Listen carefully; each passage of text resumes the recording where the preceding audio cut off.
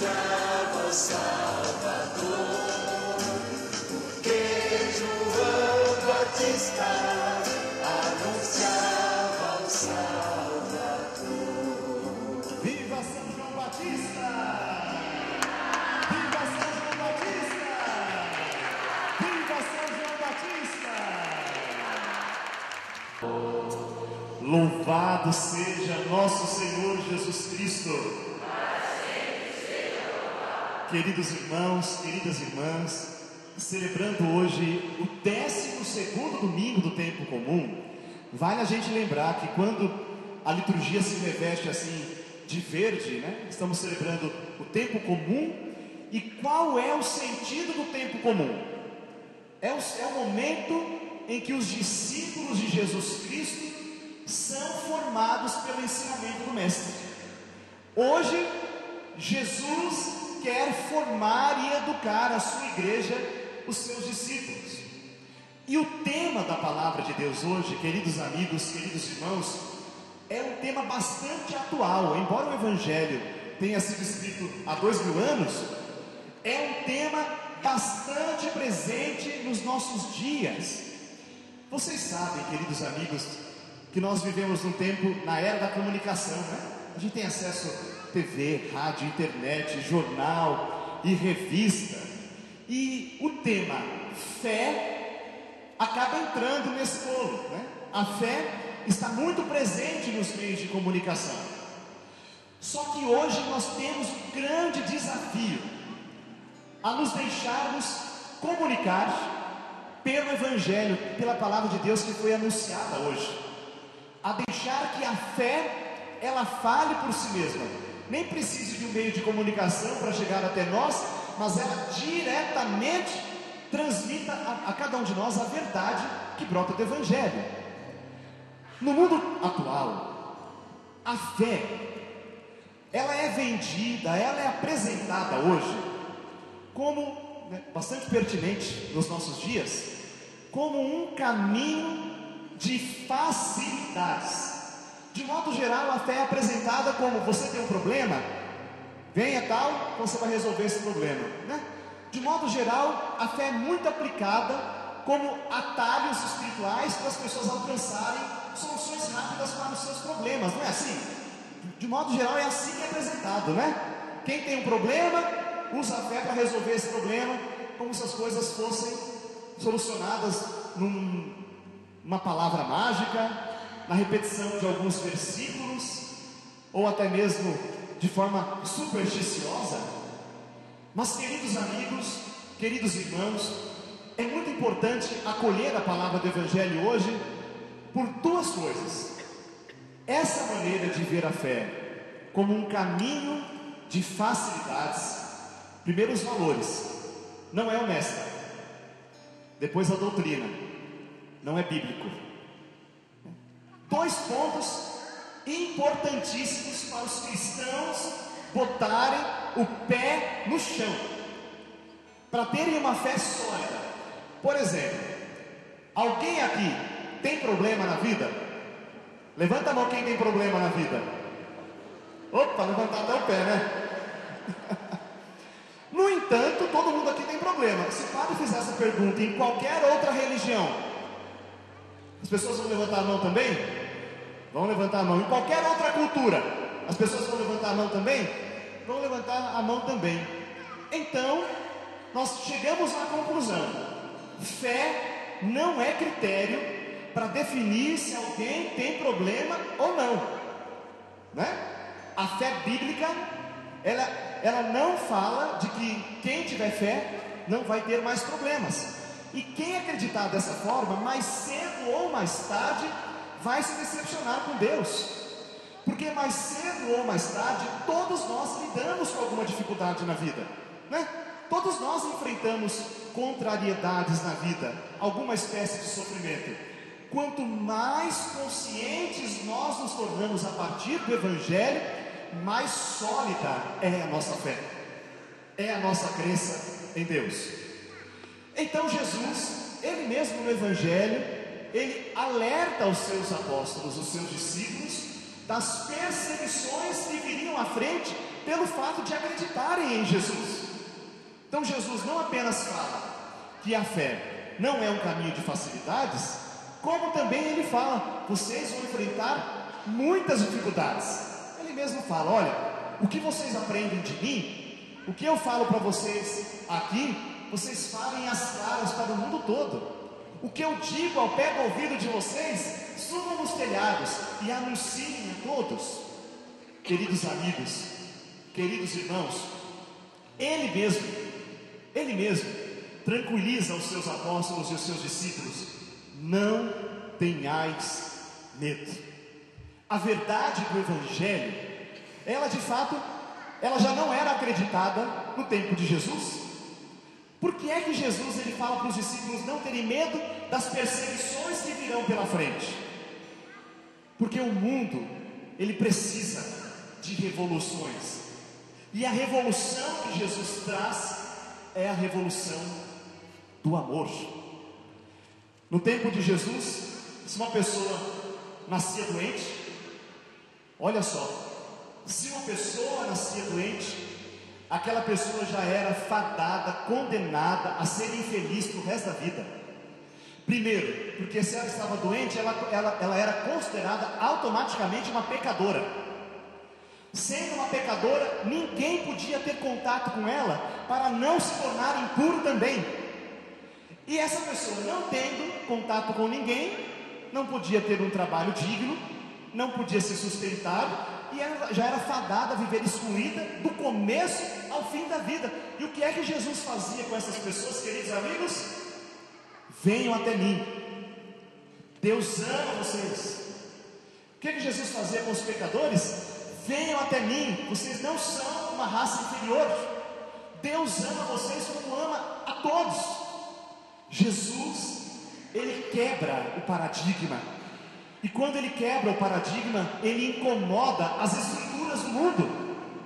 Dizer para todas as pessoas que elas são dignas e que todas elas devem ter as mesmas oportunidades, vai de encontro com os interesses do mundo. Então, queridos amigos, qual é o desafio do cristão? Jesus ele fala no Evangelho: não se preocupem com aqueles que matam o corpo, mas com aqueles que matam a alma. O cristão, ele vai para o mundo anunciar essa verdade. E o que é que ele vai encontrar do mundo? Uma onda contrária. Talvez hoje ninguém, no Brasil não, mas tem muitos países que sim, mas talvez hoje a gente não veja pessoas sendo perseguidas até a morte por serem cristãs. Mas de modo geral, os cristãos são diminuídos, é fora de moda ter fé, são até mesmo ridicularizados por acreditarem. É uma forma de perseguição à fé que nós professamos. Então, quando vamos falar da verdade do Evangelho para o mundo, nós encontramos resistência. O nosso desafio não é mais a resistência do mundo, mas o desafio, essa é a parte desafiadora mesmo para a gente, o desafio é quando nós deixamos de acreditar. É quando nós deixamos morrer aquilo que nós cremos, porque os outros já não acreditam e porque nós somos uma minoria. O desafio é deixar de crer, é deixar de ter fé. Como o padre falou, então já não faz diferença quem tem fé, quem não tem fé, tem problemas do mesmo jeito, isso é verdade. Mas o grande desafio e a grande beleza, o que faz diferença então ter fé? É que quando todos aqueles deixaram de acreditar, o cristão é aquele que está ali em pé, dizendo: eu não desisto, eu não me entrego, eu não vou deixar perder. O cristão é aquele que, onde só existe 1% para acreditar, 1% de chance, ele tem 99% de fé. O cristão é aquele que se levanta quando ninguém mais acredita. E é o que nós pedimos a Deus hoje: sentir a presença de Deus, sentir-se amado por Deus, já deveria ser o nosso motivo para não deixar que as coisas se percam por causa da nossa desistência. Sentir-se amado por Deus já deveria ser um motivo para você não desanimar da sua família, não desanimar do seu matrimônio, não desanimar dos seus sonhos, dos seus projetos, dos seus objetivos, e como nós estamos falando hoje, até mesmo dos seus objetivos profissionais, do seu trabalho, de novas metas. Os sonhos do cristão devem permanecer vivos quando todos já deixaram de sonhar. Hoje nós pedimos a Deus a graça de termos a postura do profeta Jeremias na primeira leitura. Vocês viram o profeta Jeremias falando? Até os meus amigos ficam só esperando eu cair para caçoar de mim. Até aqueles que são amigos estão esperando a minha queda. E ele fala: mas o meu Deus permanece do meu lado como um justo guerreiro. Permanece do meu lado como um justo guerreiro. E o profeta não tem medo da humilhação, não tem medo da perseguição, somente pelo fato de saber que Deus está do seu lado. Então hoje eu quero lançar essa pergunta para você: quais seriam os ventos contrários que dão contra você, a sua casa, a sua vida, e que vez ou outra parece que esses ventos estão sendo mais fortes do que a sua fé?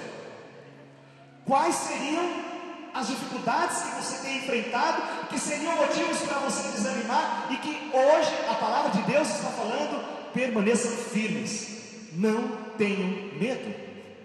Hoje nós queremos pedir ao Senhor a graça de sermos verdadeiramente repletos do Espírito Santo. E assim como Jesus passava por aquelas cidades dizendo para as pessoas que Deus as amava, e essas pessoas mudavam de vida por causa dessa palavra de Jesus, que hoje Jesus passe no corredor da nossa igreja e Ele possa falar para muitas pessoas que estão se sentindo sozinhas, abandonadas, desamparadas: Deus te ama. Levanta a cabeça, levanta o ânimo, recobra a sua força. Deus te ama. Isso muda totalmente a forma de enfrentar os problemas e as dificuldades da vida. Que o fato de nós nos sentirmos amados por Deus, de fato, transforma a nossa vida. Para concluir, queridos amigos, o que era mais fascinante na pessoa de Jesus era exatamente isso. Ele não apenas falava para as pessoas que Deus as ama, né? O mais bonito era isso. Jesus não apenas porque falar que Deus ama, a gente costuma até falar para as outras pessoas, não é verdade? Mas o mais bonito, o mais belo, o mais especial era que Jesus não apenas falava que Deus as amava, e é isso que a gente tem que passar por essa experiência hoje, mas Ele as convencia. As pessoas não apenas escutavam Deus me ama, mas elas acreditavam: Deus me ama, e é por isso que elas mudavam de vida. Não é porque escutavam uma palavra mágica de Jesus, mas Jesus as tocava no fundo da sua alma.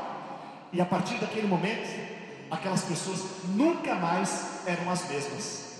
Ainda que as pessoas dissessem: você não merece, você não é capaz, é impossível, porque Jesus disse: Deus me ama, elas diziam: eu sou capaz, é possível.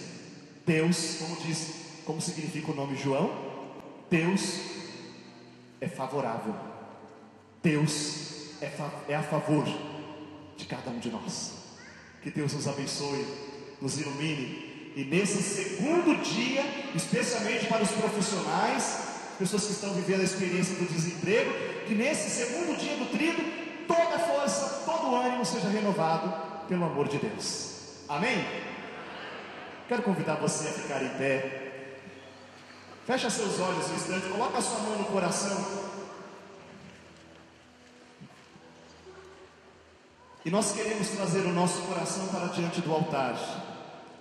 Queremos ouvir a palavra de Jesus, dizendo para cada um de nós o quanto Deus nos ama, o quanto Deus nos quer firmes e fortes, sabendo que faz parte do gênero humano passar por problemas e dificuldades. Eu sei que talvez muita gente aqui fala: não, está tudo bem, está tudo ótimo. Mas eu ficaria muito feliz se você gravasse essa palavra exatamente para um dia, que as coisas não estiverem tão bem, de confiar que Deus está à frente, Deus está no comando, como disse o profeta Jeremias, como um justo, um forte guerreiro. E quero convidar você a rezar comigo a seguinte oração: Senhor Jesus, eu creio que Deus me ama verdadeiramente, e a partir da tua palavra que eu ouvi neste dia, que o meu coração seja plenamente renovado, que todo medo, todo cansaço, todo desânimo, toda divisão, todas as mágoas e rancores, todas as decepções e traições que eu possa ter enfrentado na minha vida, que tudo isso, Senhor, caia por terra e dê lugar a uma nova graça, a de acreditar sempre, a de não me entregar nunca, a de permanecer em pé, de cabeça erguida, diante dos problemas e das dificuldades da vida. A tua palavra, Senhor, faz toda a diferença na minha vida. Ela renova de dentro para fora a minha existência, e eu desejo cada dia mais receber da tua palavra a força para vencer, porque do seu lado eu já sou vencedor. Obrigado, Senhor. Obrigado, meu Deus. Obrigado, meu tudo. Amém. E se você ama esse Deus, oferece para Ele uma salva de palmas bem forte. Ele merece. Pode ser mais forte, igreja. Meu Deus.